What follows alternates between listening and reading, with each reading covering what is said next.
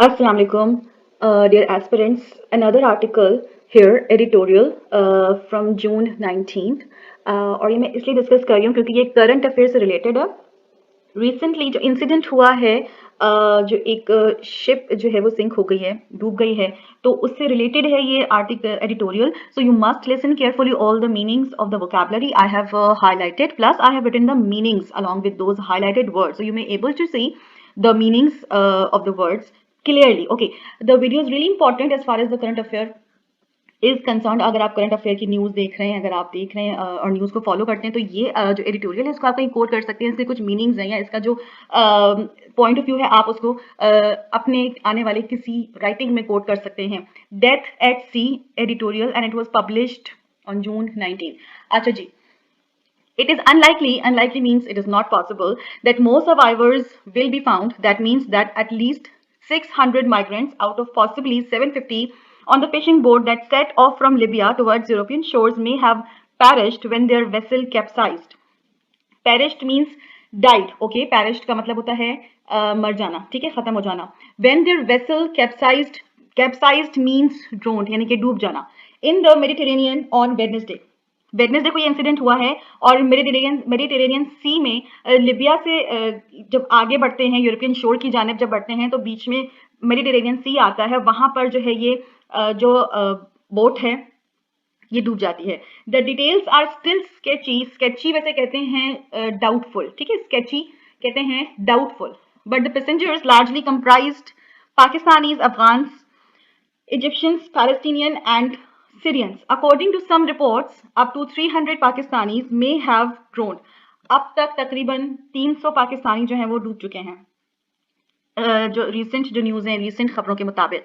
It is a recurring, यानी कि it is a habitual, it is a recurring tragedy, यानी almost it happens. हाँ, time to time ऐसा होता रहता है. With no end in site, as जिसका कोई खात्मा नहीं है, जिसका कोई एंड नहीं है. In site as economic, political and climate crisis compel means किसी को फोर्स करना, ताकत के जोर से किसी को किसी काम के लिए फोर्सफुली किसी से कोई काम करवाना.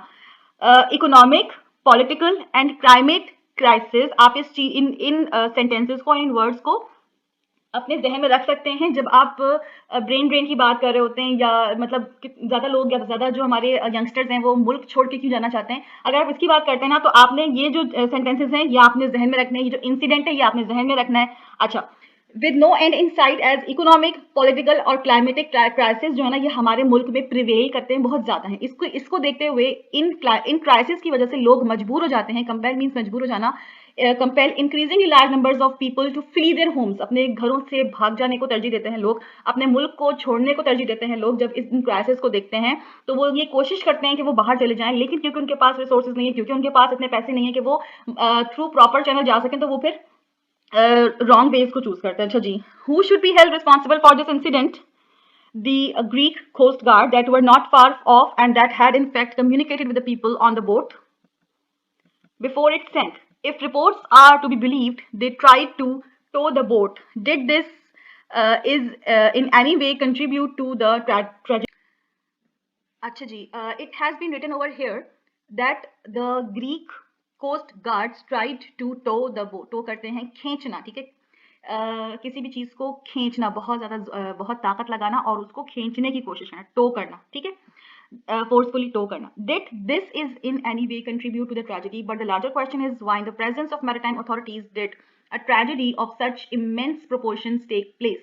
यानी सोचने की बात यह है कि मेरीटाइम अथॉरिटीज के वहां मौजूदगी के बावजूद इतनी बड़ी ट्रेजेडी हो गई, तो कैसे हुई, ठीक है. Only a comprehensive unbiased investigation can reveal what happened between the time the authorities were first alerted to the presence of the overcrowded boat and when the vessel capsized later at night. एक तवील और एक unbiased, यानी कि unbiased investigation, किसी की site पे रह के इन्वेस्टिगेशन करने के बजाय एक आपको ओवरऑल इन्वेस्टिगेशन करनी चाहिए जिसमें तमाम हकाइक सामने लाए जाए, रिवील किए जाए, यानी कि पर्दा उठाया जाए उन राजों से जो ये बताएं कि जनाब अथॉरिटीज वहां पर मौजूद थी, अलर्ट थी, इतनी ओवर क्राउडेड बोट थी और फिर भी वो डूब गई, किसी को नजर नहीं आई, किसी ने अटेंशन नहीं दी. So it is it looks like very doubtful.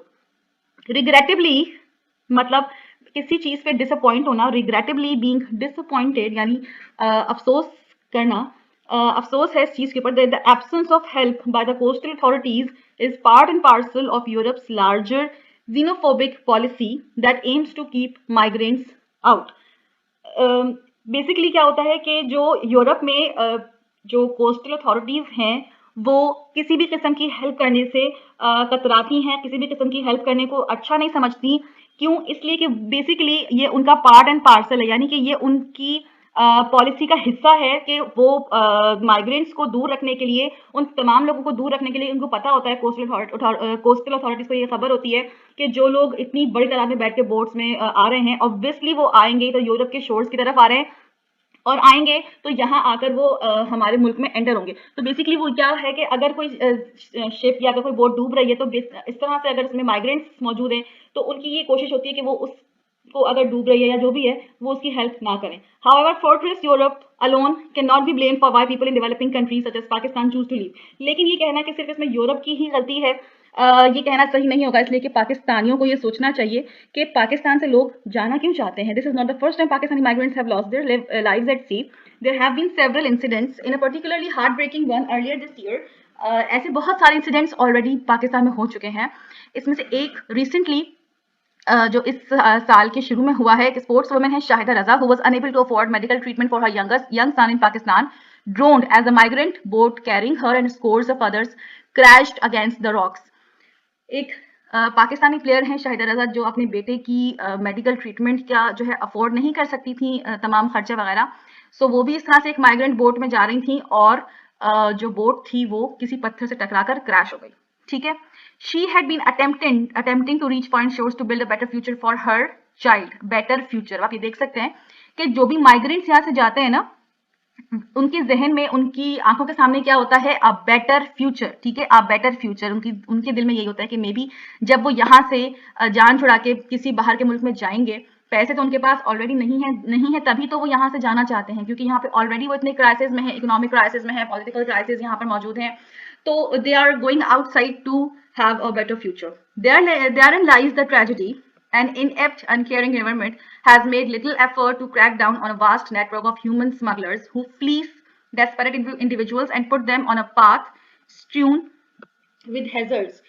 यहाँ पर हम थोड़ा सा गवर्नमेंट को भी ये कह सकते हैं, जो राइटर ये कह रहे हैं कि अनकेयरिंग गवर्नमेंट, ऐसी गवर्नमेंट जो लापरवाह है, उसने कोई खातिर ख्वाह कोई ऐसा इकदाम नहीं लिया, कोई ऐसा कदम नहीं उठाया कि इन तमाम ह्यूमन स्मगलर्स को, इंसानी स्मगलर्स, यानी ये इंसानी जानों का, इसकी स्मगलिंग ही है ना तरीके से कि वो इंसानी जानों को लेकर इतने बड़ी तादाद में लेकर लोगों को यूरोप और डिफरेंट कंट्रीज लेकर जा रहे हैं, उनको रोकने के लिए हुकूमत ने कोई इकदाम नहीं उठाया और उनको उस रास्ते पे छोड़ दिया जिसके अंदर खतरात ही खतरात हैं। ठीक है, strew means spread with all over. ठीक है, यहाँ पे खतरों से भरा हुआ रास्ता है। It is telling that in the latest incident very few the victims family registered a complaint against the human smugglers. बहुत कम ऐसी फैमिलीज होती हैं जो ह्यूमन स्मगलर्स के अगेंस्ट कोई कंप्लेन फाइल करती हैं। Perhaps they did not expect anything to come of it, or perhaps they feared the harassment at the hands of the authorities themselves. उनको ये डर होता है कि ऑब्वियसली अगर वो कोई कंप्लेन फाइल करती हैं तो सो दे नो कि जिनके खिलाफ वो कंप्लेन फाइल करेंगे उनके हाथ बहुत लंबे हैं और वो कानून से भी जाहिर सी बात है,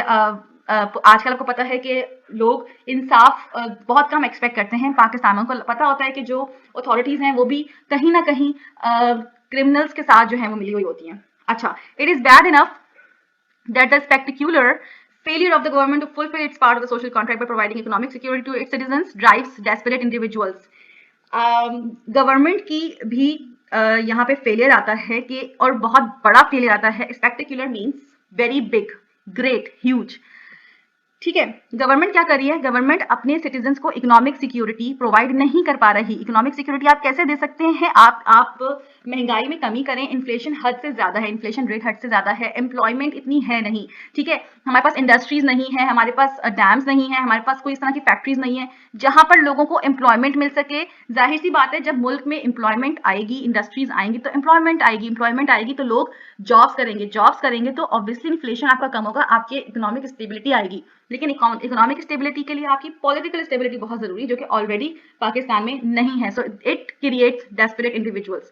इससे आपके डेस्परेट इंडिविजुअल्स ही जन्म ले सकते हैं। ठीक है, इवन द एजुकेटेड वंस। जरूरी नहीं है कि एक बंदा अगर एजुकेटेड है तो वो इन चीज़ों से मुतासिर नहीं हो रहा। एजुकेटेड लोग मैं समझती हूँ कि ज़्यादा मुतासिर होते हैं इकोनॉमिक इनस्टेबिलिटी से, ठीक है। To leave the country, it is a crime when the government decides to ignore a grave issue. Grave means very very serious, ठीक है। ये एक अपने आप में एक जुर्म है कि गवर्नमेंट इतनी सीरियस सिचुएशन को जो है वो इग्नोर करी है। That has snowballed into a crisis of deadly proportion, जिसने बहुत ज़्यादा खतरनाक हद तक, मोहलिक हद तक, इस मोहलिक बहरान की हद तक इस फैक्टर को इंक्रीज कर दिया है। यानी कि ह्यूमन स्मगलिंग को अब एक बहरान के तौर पे लिया जा रहा है। ये नहीं है कि अब चंद 100 लोग जो है वो मुल्क छोड़ के जाना चाहते हैं, बल्कि अब तो कई हजार लोग जो है वो मुल्क छोड़ के जा रहे हैं और इसी तरह से गलत रास्ते अपना रहे हैं। उनको यहाँ नहीं तो आगे चल के मुश्किलात ज़रूर आती हैं, ठीक है। तो हुकूमत को इन तमाम चीज़ों को देखते हुए, इन तमाम इंसिडेंट्स को देखते हुए यकीनन एक्शन लेना चाहिए, फिल फोर एक्शन लेना चाहिए, इमीडिएट एक्शन लेना चाहिए। लेकिन क्योंकि हमारे इकोनॉमिक स्टेबिलिटी नहीं है, पॉलिटिकल स्टेबिलिटी नहीं है, तो जो हमारे पॉलिटिकल लीडर्स हैं वो आपस में फिलहाल तो टग ऑफ वॉर ही खेल रहे हैं कि किसके हाथ में सीट है और किसके हाथ में नहीं है, और वो सीट की खींचमतानी में ही जो है वो पूरे। अच्छा जी, if you like the video and if you want more videos like this on my channel, so please subscribe the channel, like the video, that will be sort of appreciation for me. Thank you so much.